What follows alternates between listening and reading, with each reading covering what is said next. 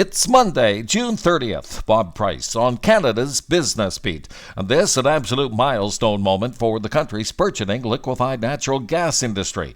The very first tanker loaded with Made in Canada LNG on its way to North Asia from the LNG Canada plant in Kitimat, a roughly 10-day voyage, which is about half the time it takes to sail from the U.S. Gulf Coast, which would be our main LNG competitor.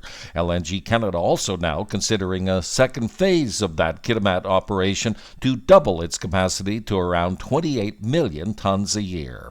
In case you missed it, the White House has just announced that Canada-U.S. trade talks are back on after our side blinked, suspending that digital services tax on tech giants, the likes of Amazon, Google, Uber, and Airbnb, avoiding a combined tax bill of around $2 billion, which was coming due today.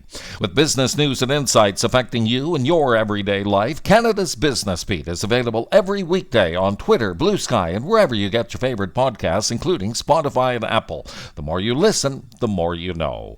Have you heard about the legal mess facing Tim Hortons? A judge in Quebec approving a class action lawsuit against the coffee and donut chain related to Tim's online version of the Roll Up to Win promotion.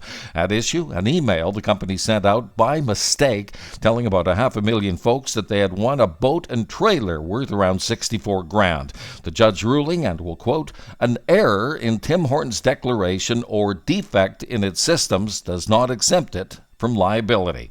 Speaking of legal matters, Vancouver's Lululemon has just launched court action against Costco, accusing that company of selling knockoffs of some of its most popular products. The case filed down in California, alleging that Costco is marketing dupes of its scuba hoodies, sweatshirts, defined jackets, and ABC pants.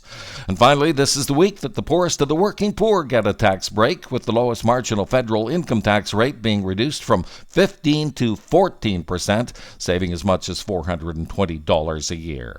And that will do it for your Monday. Thank you for listening. Bob Price on Canada's Business Beat.